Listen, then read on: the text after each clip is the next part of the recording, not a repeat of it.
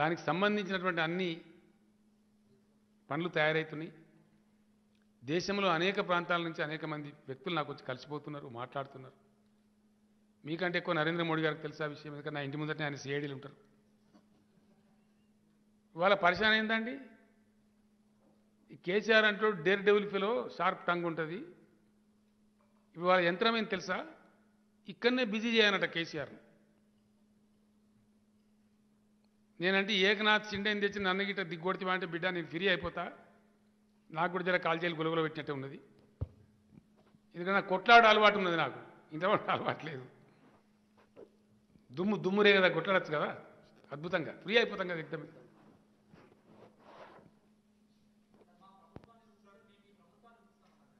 ఏందండి, తప్పకుండా రేపు వచ్చే ఎన్నికలకు కూలుస్తాం. ఏమున్నా లేదు, మేము ఎన్నికలకు కూలుస్తా అని చెప్పిన నేను. నీ సంగతి పెట్టి ప్రజలలో అట్లా కూలుస్తా అని చెప్పి, ఆ ప్రజాస్వామిక ఈ దిక్కుమాలిన దందతోని కూలుస్తా అని చెప్పలే. పొరపాటున కూడా మేము ఆ పని చేయం.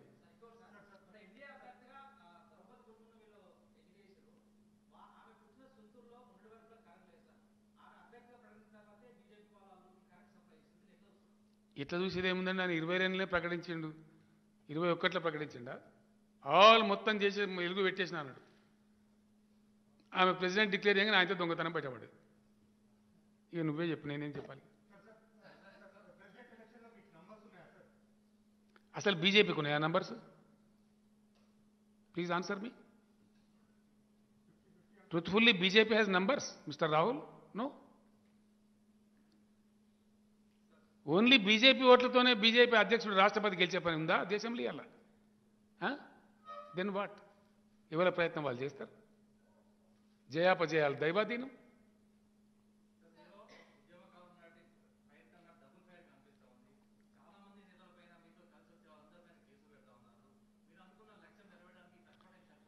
నేనేమంటున్నా అంటే, కేసులకు ఎవరు భయపడతారా? జైళ్లకు కేసులకు భయపడితే నేను తెలంగాణ ఉద్యమం చేద్దుంటున్నా? భయపడతారు ఎవడన్నా? నాకు అర్థం కాదు. ఇవి పెడితే నా మీద కూడా దిక్కుమాల మీద ఒకటి కేసు పెడతాయి. ఏమై క్యా ఫరక్ పడతాయి? క్యా ఫరక్ పడతా భయ్? న్యాయస్థానాలని న్యాయం బతికిన్నది, కొట్లాడతాం. We'll fight. And KCR is a fighter. KCR will not be afraid with anybody. నేనెందుకు భయపడుతున్నా గీ వయసులో? నాకు అర్థం కాదు ఈ ఏజ్లో.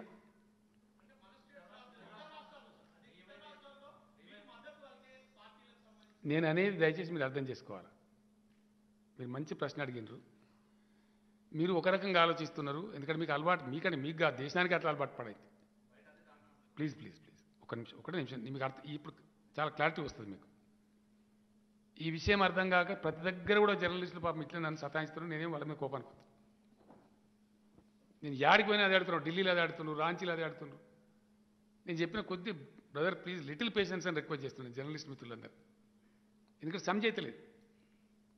ఇక్కడ ఏం జరగాలి దేశంలో వాస్తవంగా? ఇప్పుడు నేను మీ బిడ్డను కదా, తెలంగాణ బిడ్డను కదా, మీరు నన్ను బాగా ప్రేమించాలి. నేను ఆశిస్తాను మీతో. నాకు రియలిస్టిక్గా ఒక అనుభవం ఉంది ఇక్కడ. ఏం అనుభవం ఉందండి? ఆశలు ఉడిగిపోయి అసహాయ స్థితిలో కూరుకుపోయి ఇంకెక్కడి తెలంగాణ ఏడికెళ్ళైతుంది భయ అని మొత్తం సమాజం నిద్రాణమై తెలంగాణ ఉన్నటువంటి పరిస్థితులలో ఇంతకుముందు భారతదేశంలో జరిగిన ప్రయోగమే నేను కూడా చేయబోయినా. నేను తెలంగాణ ఉద్యమానికి వచ్చే ముందు నా మిత్రుడు నా పక్కకున్న మత్స్వనాచారి గారు, is the founder member of TRS party. TRS party వచ్చినాక అని మీరు అనుకుంటారు.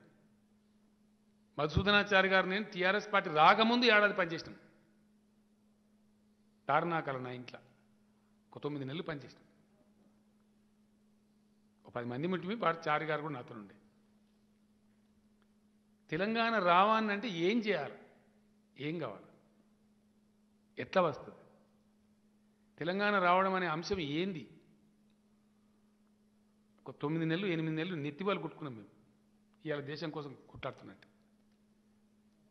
చాలామంది నాయకులతో మాట్లాడినాం. ఒక 35-40 సమావేశాలు పెట్టండి. ఎవరిని ఎమ్మెల్యేలను పిలిచినా ఎక్స్ఎమ్మెల్యేలను పిలిచినా కాసే పోతా భయ్ అన్న, మన ఉద్యోగాలు పోతే యాడికెళ్ళి అవుతుంది. ఒక నిరాశావహ పరిస్థితి, అసహాయ పరిస్థితి. ఆ టైంలో మేము ఎంచుకున్న పందా ప్రజలను జాగృతం చేయడం, మాసును లేపడం. ఇద్దరు ముగ్గురు నాయకులను పట్టుకొచ్చి ఒకటి చేస్తే కాదు, సారీ, మాసులు ఇవ్వాలి. అందుకే మీకు గుర్తుండొచ్చు, నేనే రాసిన పాట. కొద్దిమంది నాయకులు పిడికడంత మంది నిరాశపడ్డంత మాత్రాన ప్రజలు పడద్దు, ఫెయిల్యూర్స్ను చూసి భయపడద్దు, సిపాయిల తిరుగుబాటు విఫలం అయ్యిందని అనుకుంటే దేశానికి వచ్చేదా స్వాతంత్రం, రాజీలేని పోరాటమే విజయం సాధిస్తుంది, ముమ్మాటికి తెలంగాణ రాష్ట్రం వచ్చి తీరుతుందని చెప్పినాను. ఆ పాట నేనే రాసిన. అందుకే మేము ఎంచుకున్న పందా తెలంగాణ ప్రజలను లేపాలని. మా జలసాధన మూమెంట్ కావచ్చు, మీకు ఆ ప్రక్రియలో అవలంబించిన ప్రక్రియకి మీరందరూ తెలంగాణ బిడ్డలుగా మీరు కూడా దోహదపడ్డారు. మీ యాజమాన్యాలు సహకరించకుండా మీరు సహకరించారు.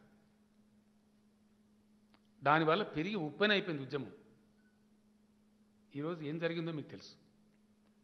కంట్రీలో కూడా నలుగురు పార్టీలనో ముగ్గురు వ్యక్తులనో ఏమంటారంటే మేము ఫ్రంట్ అని పెట్టినామనుకోటి, కిచిడి ఆయే భయ్ 6 మहीने नहीं चलता हम खुद गिराएंगे అంటారు. అదే జనంలో నుంచి ఒక మహత్తరమైన శక్తి వచ్చిందనుకో, ప్రబలమైనటువంటి పవిత్రమైనటువంటి దేశాన్ని అన్ని రంగాలలో ముందుకు తీసుకుపోయేటువంటి ఒక ప్రబలమైనటువంటి శక్తి, భారత ప్రజాశక్తి ఒక శక్తి రూపం తీసుకుంటే దానికోసమే ఇప్పుడు నేను రచన చేస్తున్నాను. నేను ఎంచుకుంటున్నది my conductors are going to be the mass of India. That is what I'm doing now. నేను ఎత్తుకున్నా అంటే ఎంత సీరియస్గా పనిచేస్తా మీకు తెలుసు. ఆ పనిలోనే ఉన్నా నేను ఇప్పుడు 100% చేస్తాను. దేశ ప్రజలు జాగృతం అయితే ఆటోమేటిక్గా మిగతా నాయకులంతా మోకాల మీద దొరికేస్తారు.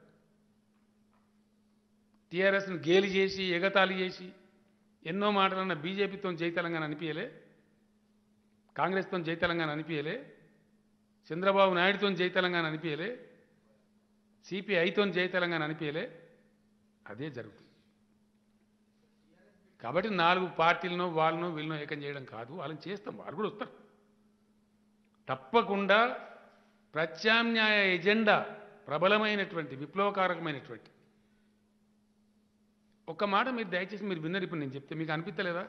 మనకు కూడా ఉండన్నాయి ఒక 4 రిజర్వాయర్లు 20,000 టీఎంసీలు ఉంటేనే దేశానికి కరువు వచ్చినా కాలం వచ్చినా ఈ దేశం మంచిగా ఉంటుంది, 140 కోట్ల మంది ఉన్నాం అనిపించలేదా మీకు? ఉండే అవసరం లేదా ఇండియాకు? ఈ రాష్ట్రంలో ఈ దేశంలో ఏ రాష్ట్రం వాళ్ళు కోరుకోరండి నా ఎకరంలో భూమి నీళ్ళు రావాలని? हर एकड़ में पानी आएगा, कौन नहीं, किसको नहीं चाहिए इंडिया में, बोलिए. अगर मैं कल कहूंगा हिंदुस्तान के हर एकड़ में पानी लाएंगे, कौन नहीं चाहता भाई? कौन किसान नहीं चाहता? ये एजेंडा मैं प्रपोज करने वाला हूं, थोड़ा सा सब्र कीजिए. सर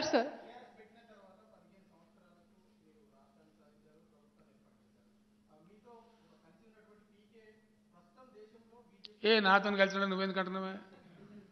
ఆయన నా ఫ్రెండ్ అయ్యా బాబు, బోరడం పీకేలు నా దోస్తున్నారు, గట్లుంటే అదివా నువ్వు నీది నువ్వు ఒకటి ఊహించుకొని అడగదు బ్రదర్. అట్లా మళ్ళీ ఆయన చెప్పి ఈయన చెప్పి ఆయన చెప్పేది నాకేం అవసరం ఉంటుందా నువ్వుటి? అరే నేనేమంటున్నా అంటే నీకు ఇంత చెప్పినాక మళ్ళీ రామాయణం అయితే రావణ సీతమైంది అన్నట్టు నువ్వు బీజేపీ ఇప్పటికిప్పుడు వడగొట్టే ఆలోచన నాకు కూడా లేదా? ఇంక ఎక్స్పోజ్ కావాలి వాళ్ళు, ఇంకా వాళ్ళ అహంకారం పెరగాలి, ఇంకా తప్పులు చేయాలి, చేస్తారు కూడా గ్యారంటీ. అహంకారం బాగా ఎక్కింది కదా. వాళ్ళు హైకోర్టు జడ్జిలను టాలరేట్ చేస్తలేరు, సుప్రీంకోర్టు జడ్జిలను కూడా లక్ష్మణ రేఖ దాటినని మాట్లాడుతున్నారు, ఏకనాథ్ సిండేలను సృష్టిస్తామని మాట్లాడుతున్నారు. మీరు వింటలేరు? ఏమైనా రోజు వింటున్నావు కదా. నెక్స్ట్ ఎన్నికలనే మేము బీజేపీని సెంట్అవుట్ చేసేది. ఇయ్యాలకి వెళ్ళేం పడగొట్టం అవసరం కూడా లేదు. ఆ దిక్కుమాలిన పందా కూడా మంచిది కాదు. Sir BJP throughout its meeting said परिवारवादी पार्टियों को हटाना है. जी BJP throughout its meetings said परिवारवादी पार्टियों को हटाना है. ठीक है, हटाइए, कौन मत चाह रहे हैं? विकासवाद को लाना. कौन हटाएंगे भाई? कौन हटाएंगे बोलिए? किसी को हटाना है तो जनता हटाएगा ना. फिर ये कौन है बीच में जोकर?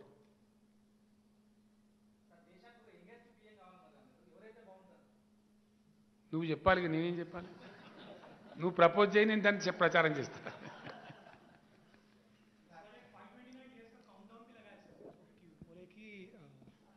529 डेज का काउंटडाउन भी लगा है बीजेपी। किसके लिए भाई?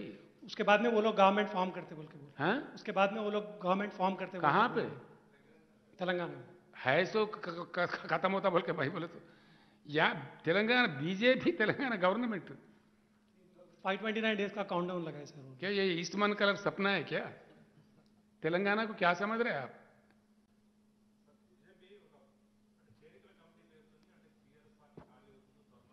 అరే ఏముంది ఎవడో నెత్తి మాసి కూడా 10 మంది పోతే పోతారు, దానికి భయపడతామా? కాసారం బాగానే ఉంటే పోతే పోతాడు, ఏం పెద్ద ఫరక్ పడుతుంది నాకు అర్థం. హాయ్ ఫ్రెండ్స్, మా టుడే టుమారో యూట్యూబ్ ఛానల్ చూస్తున్నందుకు చాలా థ్యాంక్స్. మరిన్ని లేటెస్ట్ వీడియోస్ కోసం వెంటనే సబ్స్క్రైబ్ చేయండి. అలాగే ఈ బెల్ ని కూడా రింగ్ చేసేయండి. మా నోటిఫికేషన్స్ అన్ని మీ మొబైల్లో వస్తాయి. అలాగే మా వీడియోస్ మీకు నచ్చితే లైక్ చేయండి, షేర్ చేయండి, నచ్చకపోతే కామెంట్ చేయండి.